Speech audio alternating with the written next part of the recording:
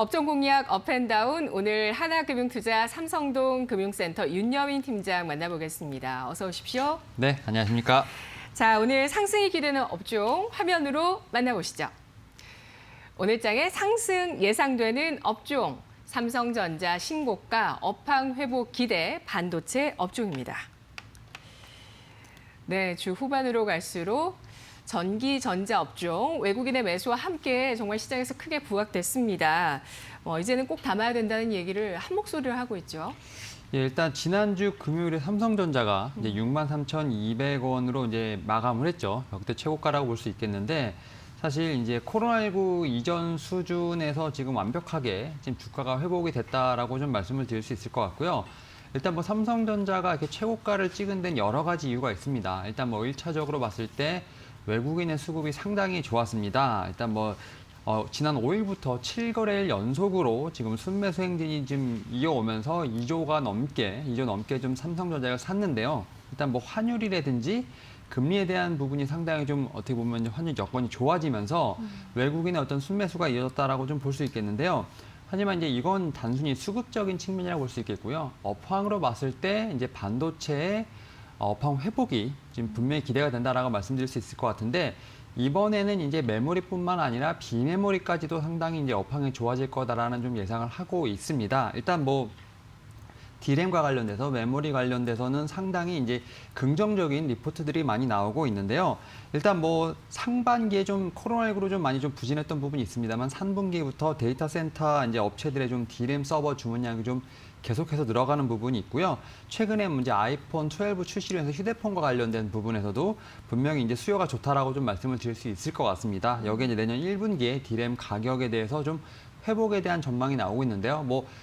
빠르면 내년 1분기, 늦어도 내년 2분기부터는 D램에 대한 어떤 가격 회복이 좀 계속 전망이 되고 있기 때문에 이러한 부분에서 메모리 쪽, 반도체 쪽 이제 상당히 좀 업황이 좋을 것이다라고 계속 뉴스가 나오고 있고요. 그리고 이제 제가 말씀드린 것처럼 이제 메모리뿐만 아니라 비메모리 쪽에도 상당히 좋을 것으로 판단이 되고 있는데 일단 삼성전자가 비메모리 반도체 쪽으로 상당히 좀 힘을 쏟고 있습니다. 특히 이제 지난 4월부터 반도체 비전 2030을 해서 상당히 지금 시스템 반도체 쪽으로 힘을 주고 있는 상황이고요. 또 내년에 이제 전략 스마트폰이죠. 갤럭시 S21 이게 약간 좀 가칭이라고 할 수 있겠는데요. 여기에 이제 엑시노트 1000이 들어가면서 제 생각에는 관련된 이제 시스템 반도체 쪽으로도 매출이 좀 충분히 나올 것으로 판단을 하고 있습니다. 이에 따라서 사실 TSMC가 시스템 반도체 쪽에서 상당히 좀 점유율을 굳건하게 1위를 좀 지키고 있는데 삼성전자가 좀 그 아성을 좀 도전하려고 좀 하고 있는 부분이 있습니다. 그에 따라서 어떻게 보면 내년부터 비메모리 반도체 쪽으로도 분명히 실적이 좀 구체적으로 잡힐 것으로 판단되고 있기 때문에 이번에 삼성전자 신고가 같은 경우는 이제 메모리 쪽뿐만 아니라 비메모리 쪽에 대한 업황도 상당히 기대가 되는 부분이 있습니다. 이에 따라서 반도체 쪽에 대한 부분 꾸준히 좀 봐야 되지 않을까라는 생각에서 오늘 좀 말씀을 드려보도록 하겠습니다. 네, 현대차와 커넥티드카 연맹을 맺은 엔비디아 쪽으로 수주가 나온 게 지난 9월이었습니다. 삼성전자가 엔비디아의 GPU 위탁 생산 물량을 수주하게 되면서 이제 메모리 쪽에 편중돼 있는 사업 구조를 내년도에 비메모리 분야의 매출이 크게 확대되면서 경쟁력이 높아질 것이라는 기대감이 나오고 있는 건데요. 상승이 기대되는 업종, 반도체 업종에 대해서 확인을 해봤습니다. 자, 그렇다면 이어서 오늘장 하락이 우려되는 쪽은 어디일까요? 화면으로 확인해 보시죠. 오늘장 하락이 예상되는 업종, 잇따른 리콜 사태 단기 대응이 필요하다는 2차 전지 섹터입니다. 네, 내년 기대가 굉장히 높았었던 배터리 쪽인데 최근 들어서는 좀 악재가 부각되고 있네요. 계속 피해야 될까요? 그러니까 제 생각에 좀 단기 악재라고 좀 볼 수 있는데 사실 2차 전지 섹터는 상당히 유명하다고 좀 볼 수 있겠고요. 저는 이제 반도체뿐만 아니라 2차 전지 섹터 같은 경우는 좀 계속해서 봐야 할 섹터라고 좀 말씀을 드릴 수 있을 것 같은데 일단 계속해서 좀 리콜 관련된 사태들이 좀 나오고 있습니다. 이제 화재라든지 이런 리콜 사태가 나오고 있는데 제 생각엔 이건 좀 어느 정도 좀 산업 섹터가 좀 커가는 성장통이 아닐까라는 좀 생각을 하고 있는데 네. 그럼에도 불구하고 좀 시장에서 약간 좀 민감하게 좀 반응하는 경향이 있다라고 좀 말씀을 드릴 수 있을 것 같습니다. 사실 좀 히스토리를 보게 되면 이제 2차전지 관련된 섹터 같은 경우는 이제 그린뉴딜 관련돼서 상당히 좀 곽강을 많이 받았고요. 또 최근에는 이제 바이든 수혜주로 좀 엮이면서 다시 한번 2차 상승이 좀 나왔었습니다. 하지만 이제 그 사이에 좀 악재들이 조금 있었는데요. 뭐 LG화학이 좀 분할이라든지 이렇게 좀 리콜 사태들이 나오면서 사실은 조금씩 그런 악재들이 나올 때 좀 약간 주가들이 요동을 치는 좀 모습을 좀 보여줬습니다. 이에 따라서 사실 좀 단기적인 대응 차원에서 좀 말씀을 드린다라고 말씀을 드릴 수 있을 것 같은데요.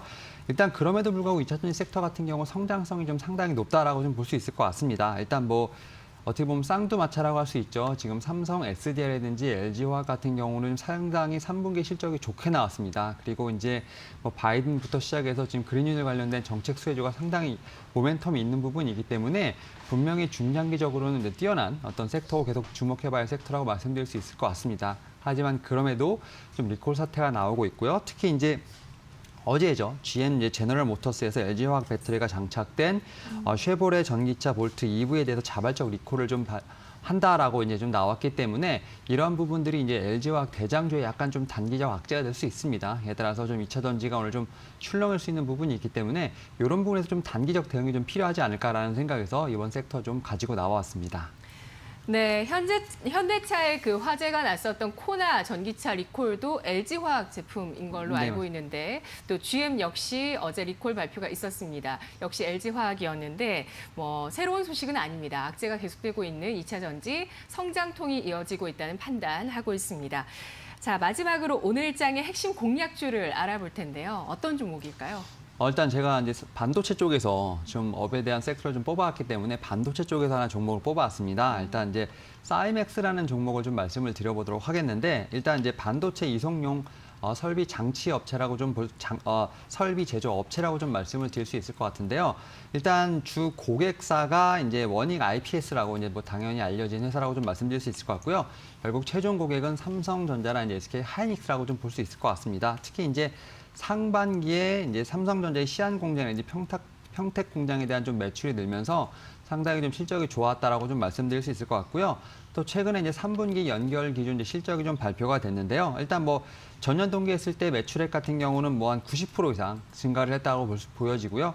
영업이익 같은 경우도 좀 흑자 전환이 했다라고 좀 볼 수 있을 것 같습니다. 이제 연환산했을 때 올해 같은 경우는 이제 2017년에 지금 사실 최고의 실적을 찍었는데요. 그때 어떤 수치가 좀 나오지 않을까라고 좀 판단하고 있는 상황이기 때문에 일단 뭐 4분기까지도 계속해서 좀 이런 부분이 좀 모멘텀이 있지 않을까라고 말씀을 드려보도록 하겠습니다. 그리고 이제 재무 상태가 상당히 좀 건전한 부분이 있다라고 좀 말씀을 드릴 수 있을 것 같은데 좀 부채 비용이 지금 최근에 좀 어떻게 보면 좀 상승하는 부분이 좀 있습니다만 유동 비율 같은 경우는 좀 하락적인 추세에 있다라고 볼 수 있을 것 같습니다. 이에 따라서 어떻게 보면 재무 건전성이 상당히 좀 어느 정도 받쳐주고 있는 부분이 있고요. 실적이 이제 2017년에 어떤 최고 실적을 향해서 다시 한번 가고 있다라고 좀 볼 수 있을 것 같습니다. 그리고 이제 앞서 제가 말씀드린 것처럼 이제 삼성전자를 이제 대장주를 통해서 계속해서 반도체 여파이 좀 좋아지고 있는 부분이 있기 때문에 소부장 업체들이 다시 한번 좀 따라가지 않을까라고 좀 말씀을 드려보도록 하겠고요.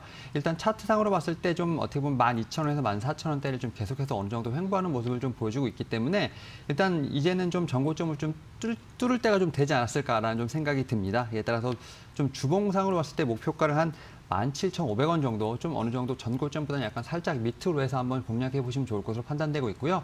일단 뭐 리스크 관리를 해야 되기 때문에 이제 손절가 같은 경우는 12,800원으로 해서 한번 대응해 보시길 말씀드려 보도록 하겠습니다. 네.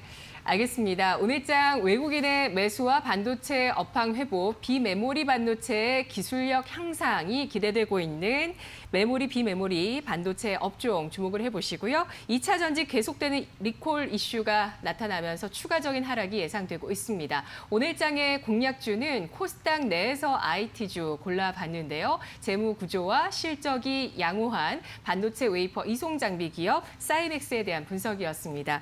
아울러 저희가 전해드리는 투자 정보 잘 활용해 보시고요. 투자 판단의 결과는 시청자 여러분의 몫이라는 점 다시 한번 강조해 드리겠습니다. 윤여민 팀장님 오늘 말씀 잘 들었습니다. 고맙습니다.